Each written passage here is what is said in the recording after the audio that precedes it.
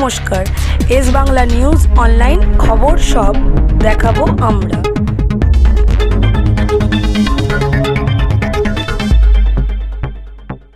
আমার সঙ্গে আছে, তুমি এমনি জিতবে তো? ওকে, থ্যাংক ইউ সো মাচ। আমার এখানে মেমারিতে এই তো আছে,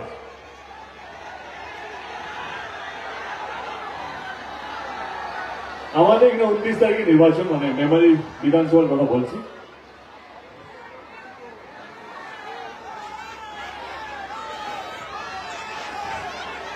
আচ্ছা, মেমারি বিধানসভায় আমাদের 29 তারিখে নির্বাচন। আমি 2014 থেকে একটাই লাইন প্রথম থেকে বলি, আর কি শুরু থেকে বলি যে আমি আপনাদের কাছে আপনাদের ভোট চাইতে আসিনি, আমি এসছি আপনাদের আশীর্বাদ চাইতে আমার ভাই রাসবিহারীর জন্য। আশীর্বাদ করবেন তো? কারণ নির্বাচন আসে আর যায়। এই 2 বছর আগে মনে হচ্ছে যে আমি নির্বাচনে লড়ছিলাম 2024-এ, চোখের পাতা ফেলতে না ফেলতে আবার একটা নির্বাচন চলে এসছে।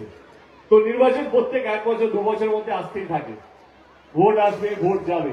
যেটা সবচেয়ে বেশি দরকার, যেটা সবচেয়ে বেশি গুরুত্ব, সেটা হচ্ছে মানুষের আশীর্বাদ, মানুষের ভালোবাসা, মানুষের দোয়া। এইটা যদি থাকে, যে কোনো প্রার্থী যে কোনো দলে সে চোখ বন্ধ করে জিতবে। আমি আজকে মেমারিতে এসেছি আমার ভাই রাসবিহারীর জন্য আপনাদের কাছে আশীর্বাদ চাইতে, আপনাদের দোয়া চাইতে, আপনাদের ভালোবাসা চাইতে। আরেকবার জিজ্ঞেস করছি, আপনারা আসেন তো? চলে আসি নির্বাচন, চলে আসি নির্বাচন নিয়ে।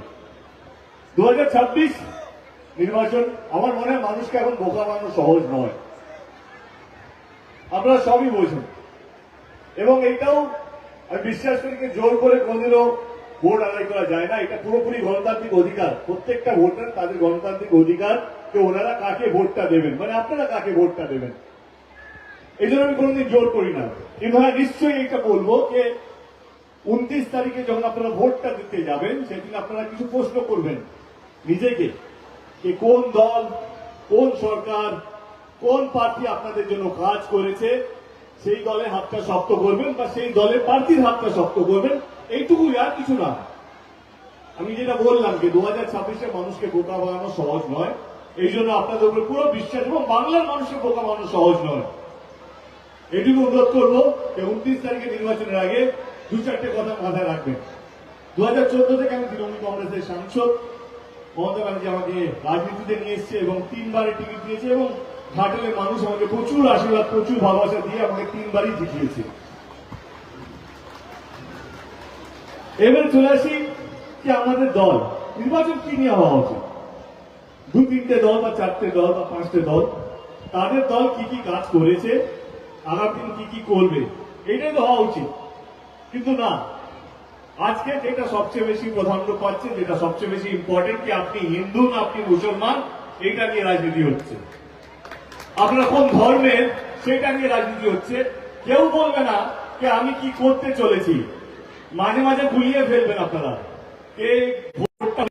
এইটা নিয়ে নির্বাচন না, নির্বাচন হচ্ছে কি ভোট জেতার পর কতগুলো স্কুল হবে, কতগুলো হসপিটাল হবে, কতগুলো রাস্তা হবে, কতগুলো মানুষকে ভালো রাখা যাবে, বাংলাকে আগলে রাখবে, এইটা নির্বাচন। ভুলে যাবেন আপনারা। 2011-তে আমাদের দিদি আপনাদের ভালোবাসায়, আপনাদের আশীর্বাদে, আপনাদের দোয়ায় সরকার করেছে।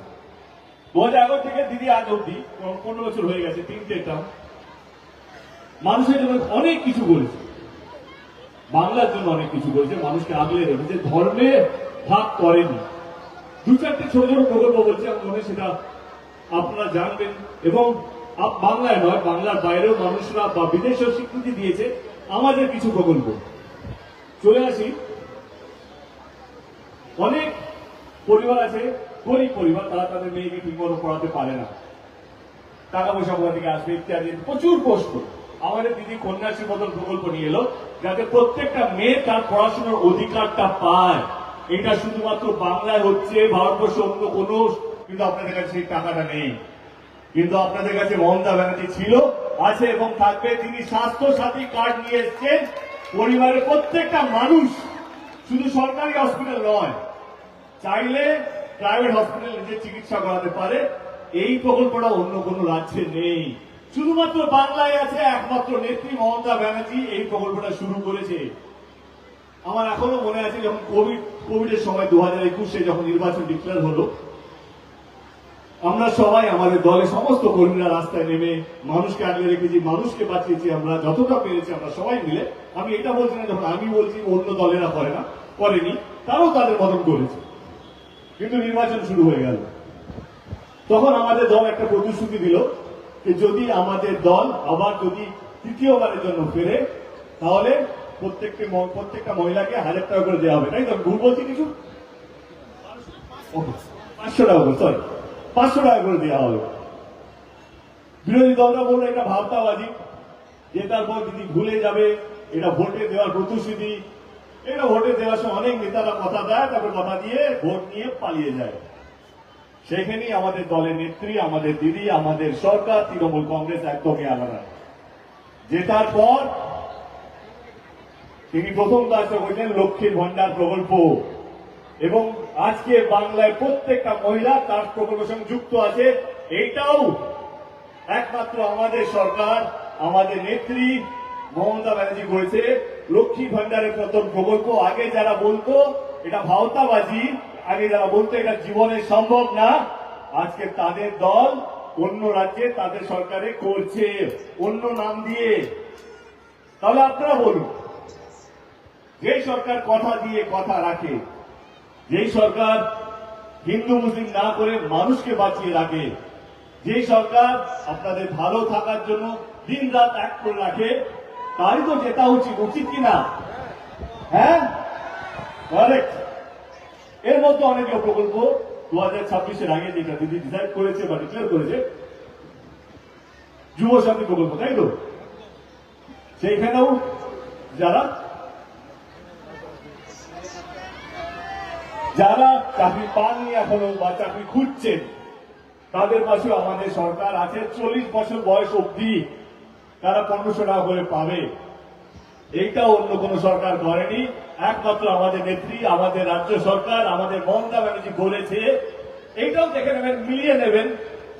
জেতার পর তিনি যখন এটা শুরু করবে, অন্যান্য রাজ্যে আমাদের বিরোধী দলরা তারা তাদের সরকারের মধ্যে এই একই প্রকল্প নাম অন্য রেখে তারা তাদের রাজ্যে শুরু করবে।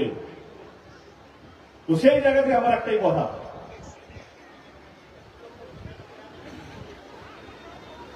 বাহ, আমাদের বিমানের দিকে 2,95,072 জন, 400 জন আবেদন করেছে, তারা টাকা পেয়েও গেছে।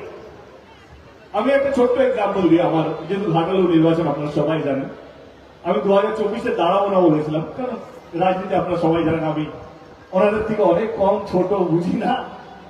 কিন্তু দিদি জোর করে যা হয় ভালোবেসে অভিষেক হোক, দিদি তখন কথা দিয়েছিল কে ঘাটাল মাস্টার প্ল্যানটা তিনি ঘাটালে করবেন।